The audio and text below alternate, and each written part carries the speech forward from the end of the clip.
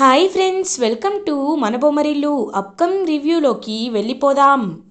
రుద్రపై పడ్డ నింద ఎలా అయినా అబద్ధం అని ప్రూవ్ చేయాలని గంగ పాపం చాలా అంటే చాలా ట్రై చేస్తుంది. కానీ శకుంతల మాత్రం, చూడు గంగ, మీరు ఇంత నీచానికి దిగజారుతారు అని నేను అస్సలు అనుకోలేదు. సరే, నేను రుద్రాని మళ్ళీ మునుపట్లా చూడాలి అన్నా, నిన్ను ఈ ఇంటి కోడలిగా అంగీకరించాలి అన్న ఒక కండిషన్. నువ్వు బాక్సింగ్ని శాశ్వతంగా వదిలేయాలి, పక్కన పెట్టి ఈ ఇంటి కోడల్లా అన్ని పనులు చేయాలి. అప్పుడే నేను నిన్ను యాక్సెప్ట్ చేస్తాను అని ఇంకా అలా చెప్పేసరికి ఒక్కసారిగా షాక్ అయిపోతుంది పాపం గంగా. రుద్ర ఏమో ఎలా అయినా తన్ని మంచి బాక్సర్ చేయాలి అనుకుంటుంటే ఎందుకు ఎందుకు ఇలా పెద్దమ్మ మాట్లాడుతున్నారు అని రుద్ర చాలా బాధపడతాడు. ఇంకా అలా గంగ రుద్ర ఇద్దరు బయటకు వచ్చి మాట్లాడుకుంటూ ఉంటారు. అయినా ఎందుకు గంగా, ఎందుకు నువ్వు నన్ను కన్విన్స్ చేయాలనుకుంటున్నావు అని అడుగుతారు. సార్, నాకు మీకంటే ఏది ఎక్కువ కాదు. ఇప్పుడు నేను ఇంటి కోడలిగా ఉంటే శకుంతల అత్తయ్య గారు మీకు దగ్గర అవుతారు కదా అని అంటుంది. లేదు గంగా, నేను అలా అవ్వాలని అనుకోవటం లేదు. ఎందుకంటే నాలో నిన్ను చూసుకోవాలనుకుంటున్నాను. నిన్ను నా స్టూడెంట్గా చూస్తూ విజయం వైపు అడుగులు వేయించాలి అనుకుంటున్నాను అని అంటారు. సార్, మీరు చెప్పింది కరెక్టే, కానీ తప్పు ఎక్కడ జరిగిందో మనం అక్కడే వెతకాలి కదా. కరెక్టే కదా. ఖచ్చితంగా ఆయన ఎందుకు అబద్ధం చెప్పారు అనే నిజాన్ని మీరు తెలుసుకోవాలి. తెలుసుకొని అందరి ముందు బయట పెట్టాలి అనేసరికి ఇంకా వెంటనే అలా బయలుదేరుతుందన్నమాట రుద్ర. రుద్ర వెనకాలే పారు కూడా బయలుదేరుతుంది. ఇంకా అలా రుద్ర ఆ రంగారావు దగ్గరికి వెళ్తారు. వెళ్ళి మొత్తం చూస్తూ ఉంటారు. ఎందుకు ఎందుకు నా గురించి నిందలు వేశారు? నేను నిజంగా మీకు ఎలాంటి హెల్ప్ చేయలేదా? చేసినా సరే చెయ్యలేదు అని ఎందుకు మీరు అబద్ధం చెప్తున్నారు అని అడుగుతారు. ఇంక వెంటనే పారు కూడా అక్కడికి వచ్చి, అయినా ఇలాంటి వాళ్ళతో డిస్కషన్ ఎందుకు రుద్ర, నువ్వు చేసిన మంచిని ఇతను కావాలనే దాచిపెడుతున్నాడు అని రుద్రాకి సపోర్ట్ చేస్తూ మాట్లాడుతూ ఉంటుంది కావాలనే పారు కూడా. ఇంకా ఆ రంగారావు మాత్రం, అయినా ఎందుకు ఇదంతా మాట్లాడుతున్నారు మీరు? మీరు చేసిన పాపాలని మీరు ఎలా కడుక్కోవాలనుకుంటున్నారు? మీరు కూడా ఒకప్పుడు ఏం చేశారు? బాక్సింగ్లో కొన్ని పదార్థాలు తీసుకొని కేసులో అరెస్ట్ అయి వెళ్ళారు. అలాంటి అలాంటి మీరు ఏదో డబ్బులు తీసుకొని ఏదో డబ్బులు ఇచ్చేస్తే మీరు చంపిన మీ తమ్ముడు భానుగారు తిరిగి వచ్చేస్తారా? ఇదంతా మీరు కావాలనే చేస్తున్నారు అని ఇంకొక 4 మాటలు రుద్రాని తిట్టి అక్కడి నుండి వెళ్ళిపోతాడు. ఇంకా చాలా అంటే చాలా బాధేస్తుంది రుద్రాకి. ఏమీ మాట్లాడకుండా రుద్ర అక్కడి నుండి వెళ్ళిపోతాడు. ఇది ఇలా ఉండగా నైట్ అవుతుంది. గంగ అటు ఇటు తిరుగుతూ ఆలోచిస్తూ ఉంటుంది. ఇదేంటి ఇంకా సార్ ఇంటికి రాలేదు? సార్ వెళ్ళి చాలాసేపు అయింది కదా అని ఆలోచిస్తుంటే అప్పుడే ఇంకా కరెక్ట్గా శకుంతల, విజయేంద్ర ప్రతాప్ ఫ్యామిలీ మెంబర్స్ అందరూ అలా వస్తారు. ఇంకా వాళ్ళ వైపు చూస్తూ ఉంటుందన్నమాట గంగా. గంగా, ఏంటి ఇంకా రుద్ర రాలేదా అని అడుగుతారు. లేదు పెద్దోరు, నేను ఆయన గురించే ఎదురు చూస్తున్నాను అని అంటుంది. ఇప్పుడు వచ్చేస్తాడులే, నువ్వు భోజనం చేయకుండా ఎంతసేపు అని ఉంటావు అని అంటారు.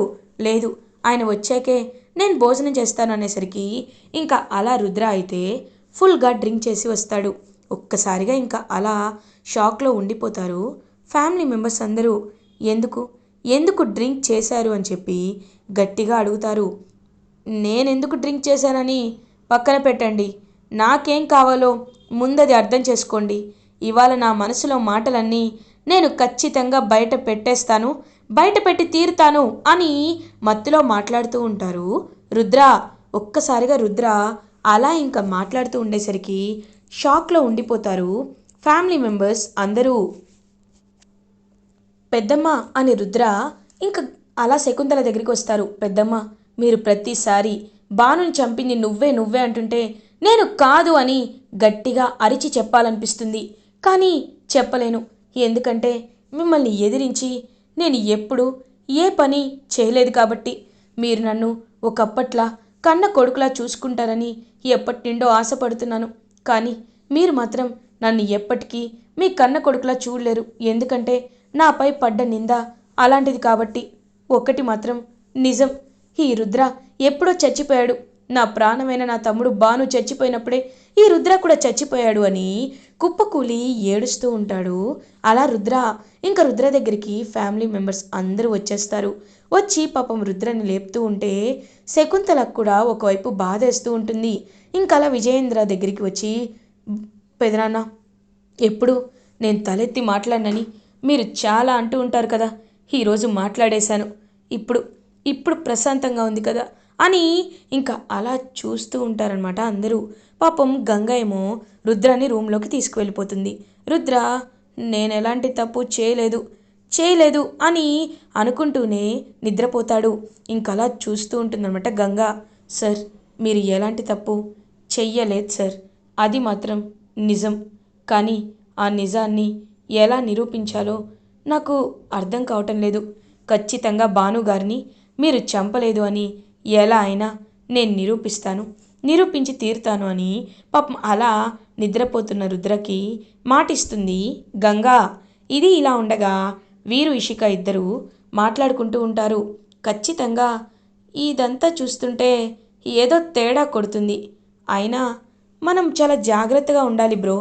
ఎందుకంటే ఆ గంగ గురించి తెలుసు కదా, తన భర్త ఇంతలా బాధపడుతున్నాడు అని తెలిస్తే మాత్రం తను ఎంతకైనా తెగిస్తుంది. కాబట్టి ముందు మనం రుద్ర గంగల్ని పైకి పంపించే ప్లాన్లో ఉండాలి అని అంటారు. ఇది ఇలా ఉండగా మార్నింగ్ అవుతుంది. ఇంకా అలా రుద్ర కూర్చొని ఉంటే అప్పుడే శకుంతల రుద్ర దగ్గరికి వస్తుంది. వచ్చి రుద్ర వైపు చూస్తూ ఉంటుంది. ఇంక రుద్ర, పెద్దమ్మ, మీరు ఇక్కడున్నారేంటి అని అడుగుతారు. లేదు, నీ విషయంలో నేను చాలా పెద్ద తప్పు చేశానని నాకు అర్థమవుతుంది. భానుని నువ్వు చంపావా లేదా అనేది వేరే విషయం. భాను నీ వల్ల చనిపోయాడా లేదా అనేది కూడా వేరే విషయం. కానీ నువ్వు నా వల్ల ఎంత బాధపడుతున్నావు, ఎంత నరకాన్ని అనుభవిస్తున్నావు అనే విషయం మాత్రం నేను అర్థం చేసుకున్నాను రుద్ర. ఇప్పటి నుండి చెప్తున్నాను, నీపై నాకు ఎలాంటి కోపం లేదు. నిన్ను మనస్ఫూర్తిగా రుద్ర అనే పిలవాలి అనుకుంటున్నాను అని ఇంకలా రుద్ర వైపు చూస్తూ ఉంటుంది శకుంతల. పాపం అలా ఇంకా రుద్ర చాలా హ్యాపీగా ఫీల్ అవుతాడు. పెద్దమ్మ, అది మీ మంచితనం పెద్దమ్మ. కానీ ఒక్కటి మాత్రం నిజం, నేను ఖచ్చితంగా భానుని చంపలేదు అనే ఒక నిజాన్ని మాత్రం మీకు ఎలా అయినా ప్రూవ్ చేస్తాను అని ఇంకా అలా అక్కడి నుండి వెళ్ళిపోతాడు రుద్ర. గంగ కూడా అలా రుద్ర వెనకాలే వెళ్ళిపోతుంది. ఇది ఇలా ఉండగా బాక్సింగ్ అకాడమీకి బయలుదేరుతారు గంగ అండ్ రుద్ర. ఇంకా అలా గంగ పాపం ప్రాక్టీస్ చేయాలా వద్దా అని ఆలోచిస్తుంటే అప్పుడే విజయేంద్ర బాక్సింగ్ అకాడమీకి వస్తారు. ఏంటి అలా కూర్చున్నారో అని అడుగుతారు. అంటే పెదనాన్న, బాక్సింగ్ అకాడమీలో తను ట్రైనింగ్ తీసుకోవాలి అని అనుకుంటుంది, కానీ కుదరటం లేదు. పెద్దమ్మ ఈ విషయంలో ఏమంటారా అని భయంగా ఉంది అని అంటారు. మీ పెద్దమ్మ ఇదిగో ఇక్కడికే వచ్చింది అని అనేసరికి ఒక్కసారిగా గంగా అండ్ రుద్ర షాక్ అయిపోతారు. వెంటనే, చూడు రుద్ర, నువ్వు పడుతున్న మానసిక బాధకి నేను ఇచ్చే రిలీఫ్ ఇదే. గంగా, నువ్వు బాక్సింగ్లో పార్టిసిపేట్ చేయొచ్చు, కానీ ఒకటి, నువ్వు ఈ ఒక్క అటెంప్ట్కి మాత్రమే నేను నీకు ఛాన్స్ ఇస్తున్నాను. ఒక్క అవకాశం ఇస్తున్నాను. దీని తర్వాత 100 అవకాశాలు అడిగినా నేను ఇవ్వను. ఇప్పుడు నువ్వు గెలుస్తావో ఓడిపోతావో అది నీ ఇష్టం అని ఇంకా అలా అక్కడి నుండి వెళ్ళిపోతారు. అమ్మగారు అని ఇంకా అలా తన్ని వెంటనే పరిగెత్తుకుంటూ వెళ్ళి పాపం అలా శకుంతల ఆశీర్వాదం తీసుకుంటుంది గంగా. ఇంకా రుద్ర కూడా చాలా హ్యాపీగా ఫీల్ అవుతాడు. నువ్వు రుద్ర పేరుని నిలబెట్టాలి, అర్థమైందా అని అంటారు. తప్పకుండా నిలబెడతానని ఇంకా పాపం ఎంతో అంటే ఎంతో హ్యాపీగా అలా అక్కడి నుండి పరిగెత్తుకుంటూ వచ్చేస్తుంది. వెంటనే హ్యాపీగా గంగా. ఇంకా గంగకి ట్రైనింగ్ ఇవ్వడం స్టార్ట్ చేస్తాడు రుద్ర. ఇంకలా తనకి స్ట్రెస్గా ట్రైనింగ్ ఇస్తూ ఉంటే గంగ మాత్రం ఎలా అయినా ఖచ్చితంగా గెలిచి పరువు నిలబెట్టాలి అని పోరాడుతూ ఉంటుంది. ఇదంతా చూస్తున్న పారు మాత్రం చాలా జలస్గా ఫీల్ అవుతుంది. ఈ గంగని ఎలా ఇరికించాలి అన్నా తను ఇరుక్కోవటం లేదు. ఎలా అయినా ఈ గంగ బాక్సింగ్ పోటీల్లో లేకుండా చేయాలి. కానీ అలా చేయాలి అన్నా తన్ని ఎప్పుడు అంటి పెట్టుకొని రుద్ర ఉంటూ ఉంటాడు కదా, ఇప్పుడు ఏం చేయాలి అని ఆలోచిస్తూ ఉంటే అప్పుడే ఇంకా ఫ్యామిలీ మెంబర్స్ అందరూ కలిసి అలా ఒక ప్లేస్కి వెళ్ళాలి అని డిసైడ్ అవుతారు. వీరు ఏమో ఆ అత్తయ్య గారు సడన్గా ఎక్కడికి అని అడుగుతారు.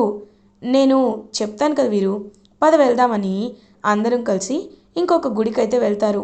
ఈ గుడిలో తరతరాలుగా మనం ఎప్పుడూ పూజలు చేస్తూ ఉంటాం.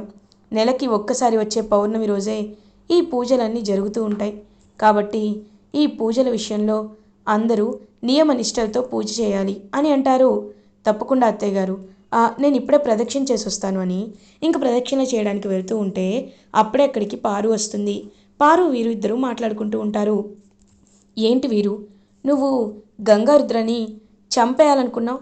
నువ్వు రుద్రని చంపకపోయినా గంగనైనా చంపాలి అనుకున్నాం కదా, అలాంటప్పుడు ఎందుకు ఆ ప్లాన్ మిస్ అయింది అని అడుగుతారు. ఆ గంగని చంపాలని నేను ప్రయత్నిస్తున్నాను, కానీ ఏ ప్రయత్నాలు అస్సలు సక్సెస్ అవ్వట్లేదు. అన్నీ ఫ్లాపే అవుతున్నాయి.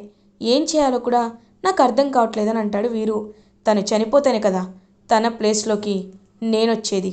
అలా వస్తేనే కదా నేను ప్రశాంతంగా ఉండేది. ఎలా అయినా గంగని పక్కకి తప్పించి పైకైనా పంపించి నేను గంగ స్థానంలోకి రావాలి, ఆ ఇంటి కోడలుగా రావాలి. ఆ శకుంతల చేతిలో ఏదైతే అధికారం ఉందో అదంతా నేను నేను లాక్కోవాలి అని ఇంకా గట్టిగా చెప్తుంది. అలా పారు ఆ మాటలన్నీ దొంగతనంగా వినేస్తారు. శకుంతల ఒక్కసారిగా విని షాక్లో ఉండిపోతారు. అంటే తను పారు గంగని చంపాలనుకుంటుందా? కావాలని తను దగ్గరైందా? ఇదంతా రుద్రపై ప్రేమతోనో నాపై అభిమానంతోనో కాదు, పంతంతోనే చేస్తుంది. చి, ఇలాంటి ఇలాంటి అమ్మాయినా నేను నమ్మింది అని చాలా అంటే చాలా ఇరిటేటింగ్గా ఫీల్ అవుతారు శకుంతల. ఇంక వెంటనే అలా హోమం జరిపిస్తూ ఉంటారు. ఆ హోమంలో ఎంతో హ్యాపీగా కూర్చొని ఉంటుంది గంగా.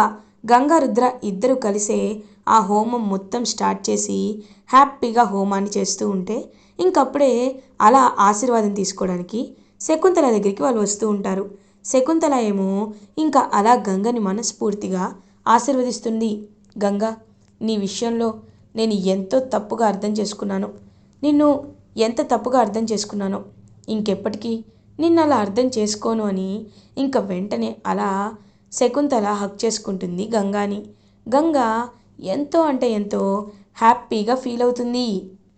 ఇంకా కరెక్ట్గా అప్పుడే అదే గుడికి లక్ష్మి అండ్ పైడిరాజు కూడా వస్తారు. ఇంక వెంటనే శకుంతల, లక్ష్మి గారు ఎలా ఉన్నారు అని అంటుంది.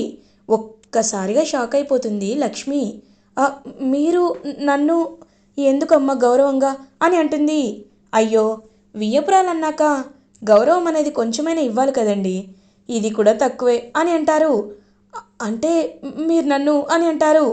అవును, నేను మిమ్మల్ని వియ్యపురాలుగా ఖచ్చితంగా ఒప్పుకుంటున్నాను.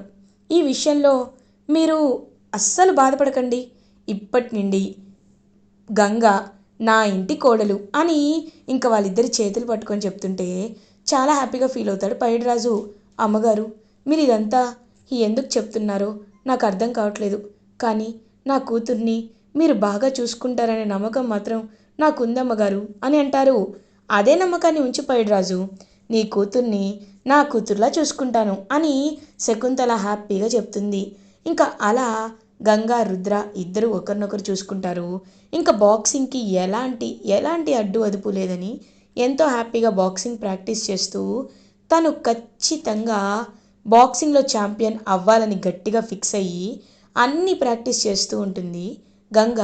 గంగకి సపోర్ట్గా నించుని ఉంటాడు రుద్ర. ఇలా ఎపిసోడ్ ఎండ్ అవుతుంది.